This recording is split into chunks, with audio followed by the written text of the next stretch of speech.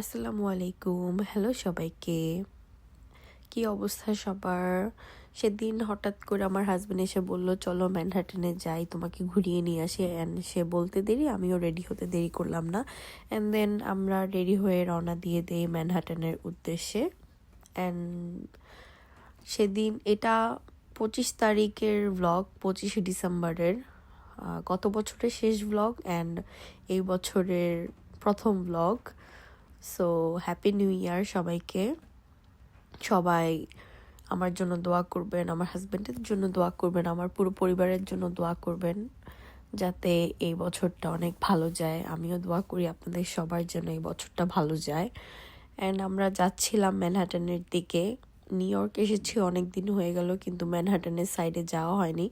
I think new ইয়র্কে সবাই প্রথমে এসেই টাইম স্কোয়ারে চলে যায় দেখার জন্য, কিন্তু আমি একটু অসুস্থ থাকার কারণে যাওয়া হয়নি। আর এখন তো ওয়েদার ফুল ঠান্ডা হয়ে গিয়েছে, মাইনাসে চলে গিয়েছে। সো এই সময় ঘোরাফেরা বের হওয়া আসলে আমার জন্য অনেক টাফ হয়ে যাচ্ছে, যেহেতু আমার প্রথম বছর এখানে। অ্যান্ড খুব ভালো লাগছিল সিটিতে এসে, কারণ লং আইল্যান্ডে থাকি আমি। অ্যান্ড লং আইল্যান্ডে এত বেশি একটা গাড়ি, খুব রাশ, মানুষজন, এত লাইটিং, বড় বড় বিল্ডিং, এগুলো খুব কম দেখা যায়। এগুলো ম্যানহাটনের এইসব সাইডেই একটু বেশি। অ্যান্ড আমরা পার্কিং খুঁজছিলাম, কিন্তু পার্কিং পাচ্ছিলাম না, কারণ এই সাইডে পার্কিংয়ের অনেক বেশি ঝামেলা হয়। ভালো লাগছিল চতুর্দিকে দেখে। রিক্সাও দেখলাম এখানে এসে প্রথম, আমাদের বাংলাদেশের অটো রিক্সাগুলো।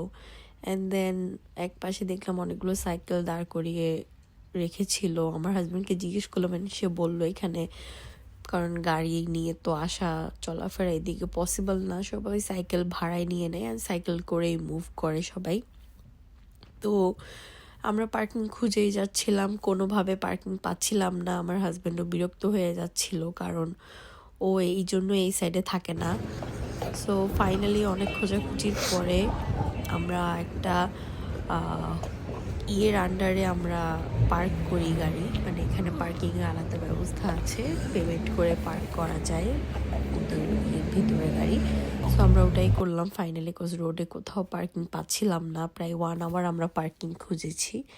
অ্যান্ড পার্কিং করে আমরা হাঁটা শুরু করি, কারণ 2 ব্লক পরেই হচ্ছে টাইম স্কোয়ার, যেটার জন্য আমরা এসেছি। অ্যান্ড এত মানুষ ছিল সেদিন, আর এত ঠান্ডা পড়ছিল যে নিঃশ্বাস নিতে পারছিলাম না আমি, আর অনেক বেশি উইন্ডি ছিল ওয়েদার। তো ওভারঅল মিলে আমার খুবই খারাপ একটা অবস্থা হয়ে গিয়েছিল। অ্যান্ড এইখান থেকে আসার পরই যে আমি অসুস্থ হয়েছি, এখনো পর্যন্ত আমি পুরোপুরি সুস্থ হয়ে উঠতে পারছি না, মানে ঠান্ডা লেগেই আছে। অ্যান্ড চতুর্দিকে দেখছিলাম সব কিছু ভাল লাগছিল দেখতে, অনেক লাইটিং, অনেক মানুষজন, মানে সব কিছুই অনেক ভালো লাগছিল। অ্যান্ড আমিও ছোট ছোট করে ক্লিপ নিচ্ছিলাম, ভিডিও নিচ্ছিলাম, যেন এগুলো পরে মেমোরিজ হিসাবে থাকে, আপনাদের সাথে শেয়ার করতে পারি।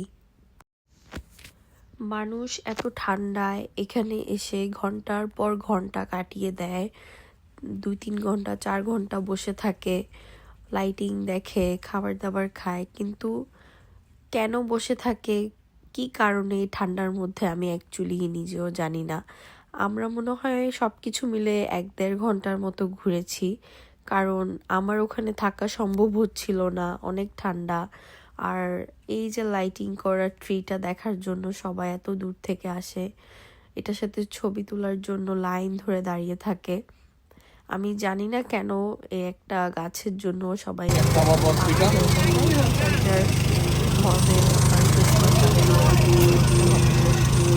অনেক বড় ফেস্টিভ্যাল। সো এরপর এগুলো করে ক্ষুধা লেগে যায়, একটা কার্ড খুঁজে পাই, বাট এখানে অনেক স্ক্যাম হয়। আমি মানা করব, কোনোদিন রেকমেন্ড করব না এখানে খাবার দাবার খাওয়ার জন্য, কারণ আমার খুবই বাজে এক্সপিরিয়েন্স। খাবারগুলো ওকে ছিল, but they are scammer. And ওরা ভালো সার্ভিসও দেয় না, টাকা পয়সা নিয়েও অনেক গড়বড় করে। সো আজকের ব্লগ এতটুকুই। সবাই আমার জন্য দোয়া করবেন, ভালো থাকবেন সবাই। আল্লাহ হাফেজ।